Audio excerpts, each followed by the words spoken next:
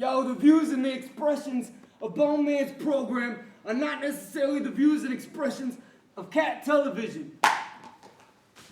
Viewer discretion is advised, boneheads.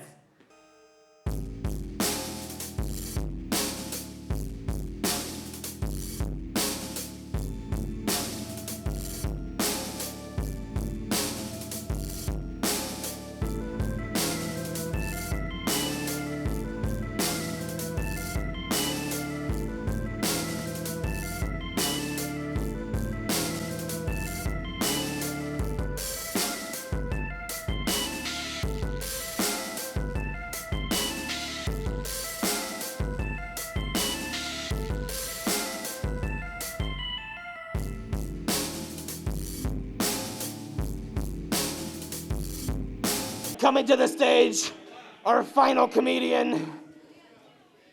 He participates in Comedy Wars at MU. You can see him at Eastside Comedy. Very, very funny guy.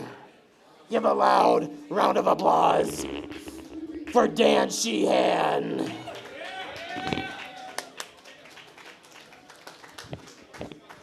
All right, guys, how we doing? All right, that sounds good. That's a terrible way to preface most of the depressing stories about my love life you guys are about to be hit with. That being said, I was paid a very interesting compliment recently at the bar. Not this bar, but another one. I was hanging out, and a girl walked up to me at the bar doing something I like to call the heel stomp. The heel stomp is what happens in the third act of the night when girls start to walk in heels the way that you think people should walk in heels. Kind of that just general, like, oh, these are spikes in my feet. This is a terrible sensation. This girl walks up to me, and her drunk girl swag is at like a general 10. And so she walks up to me, and she says, "You're cute, but like nerd cute." Which is kind of like saying something's good in a way that it's usually not good. Like, oh, this sandwich is brick tasty. This music is Kings of Leon good. And I don't even know what I'm supposed to say in response to that because I feel like I should just say thank you, ma'am. You're looking very hooker pretty tonight. Yeah. Wow, it just got really quiet in here. I'm really happy. I bought a car recently. I'm really happy about it. It's a 2010 Honda Civic. You're right. Dan does okay. Just kidding. Wealthy parents. But when I was buying my car, one of the main selling points that the Honda dealer gave to me was, don't worry, the trunk opens from the inside. Which I guess meant that the guy selling me my car thought that I was the sort of guy who would get locked in his own trunk.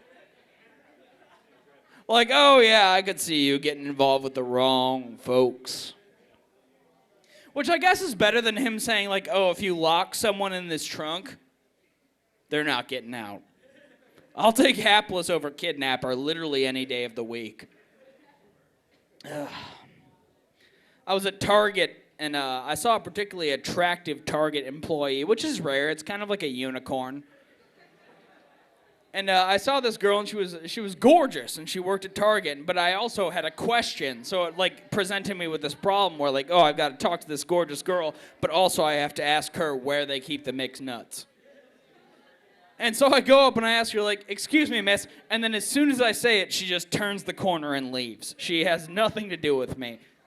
And I can only assume that she was part of some sort of Target Platinum program for only the hottest of Target customers.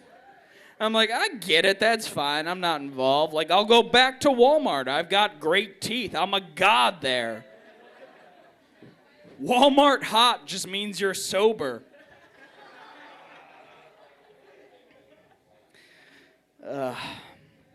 I tell you the worst thing is I was back at home recently for the holidays, and I don't usually see people from my high school years, but when I do, it's terrible. Can everyone agree with me on that? No one wants to see anyone from high school.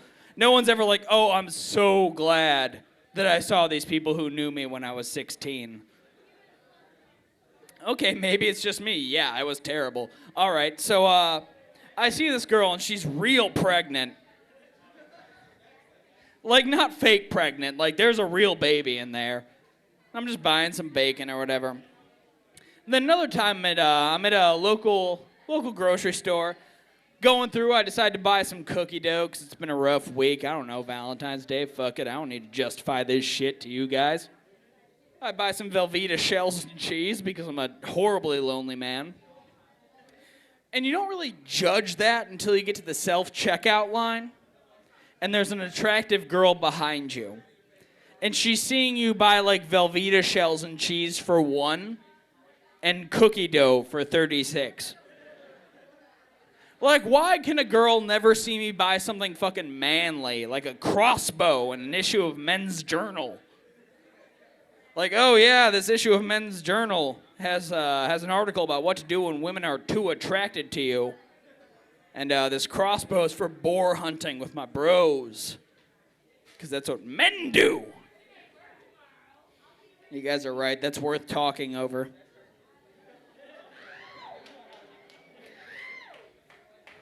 Men of the audience, I've got an advice piece for you. Never get into a pillow fight with your girlfriend.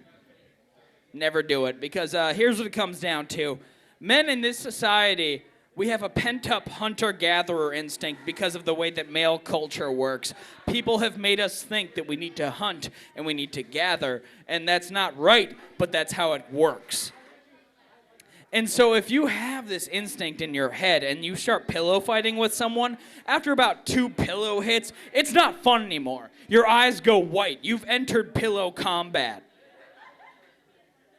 And then you're going to black out for a few minutes. You're going to come back and you'll be like,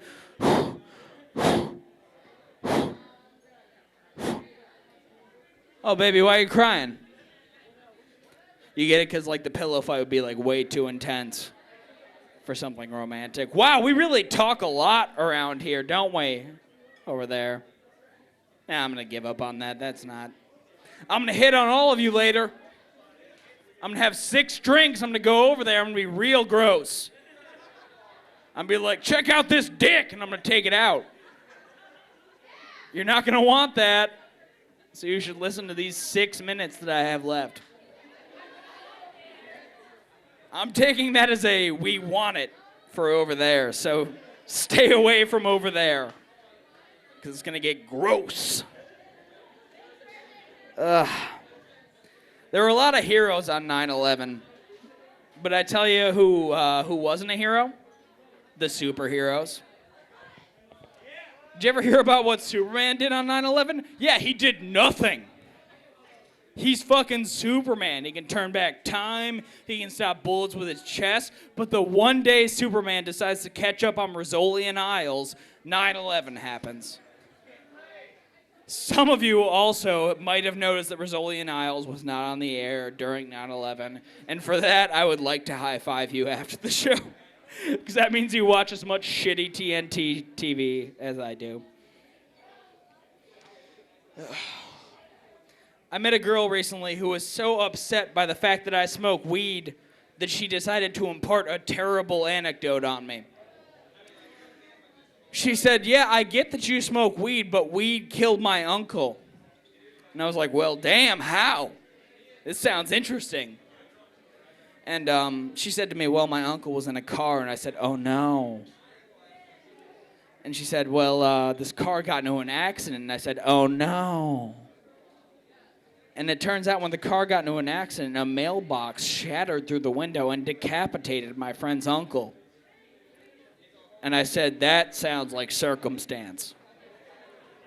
And I said, was he driving? And she said, nah, he was a passenger. And I said, was the driver high? And she said, nah, he was drunk. So I started to think, like, maybe weed killed her uncle, like live theater killed Abraham Lincoln. Or maybe, like, parades killed JFK. Like, listen, all I'm saying is that we didn't stop parades just because JFK got killed during one. People weren't like, yo, we had a parade once and our president died. Yeah, you guys are right. That was a national tragedy. Shouldn't have touched on that. Classic Dan. Do you guys ever think it's bullshit that horses ask for shoes and no other animal has them? I think it's kind of bullshit because what it comes down to is there are charities for humans dedicated to the fact that a lot of humans don't have shoes, and yet we give them to horses all the time. Eat a dick, horses. That was dumb. Ugh. Thank you. Thank you so much. This has been a mess. This has been just a true mess. I'm going to go over there and I'm going to hit on everybody because, good God, are they a mess over there. And I can get there. Get me drinks and I'll hit on anybody. Let's finish this set off talking about something real. We've talked about a lot of bullshit up till now. Let's talk about race. Yeah, let's get to those hot button issues. I feel like a lot of people are tired of white people.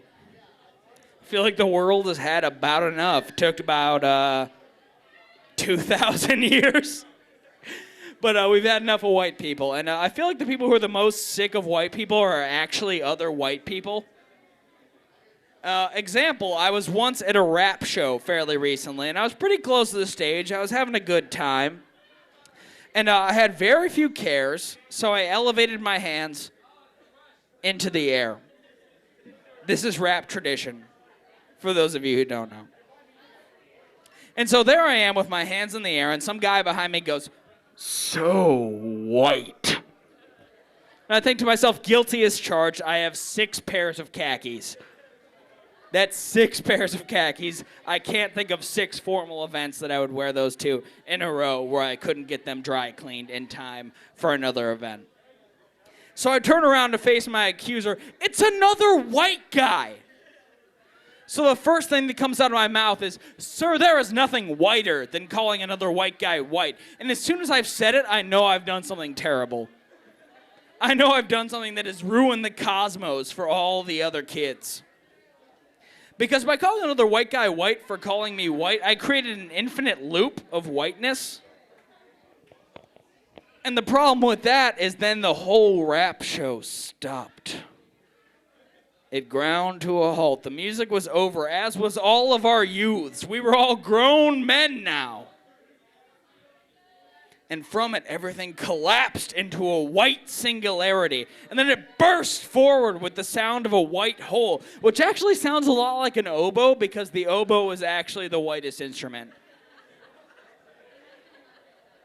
If you guys can find a black person that played the oboe, please tell me, because that's the whitest instrument that there ever was. And so the white hole is open, and it's sucking everything from the whole situation. And all of a sudden, from the center of the white hole rises a new Michael Bublé Christmas album. The whitest object that ever there was. And in unison, every white man had to leave to listen to it together, because even though he's Canadian, that man's an American treasure in my mind. I think we did okay here. I'm going to go try and hit on the people in the back.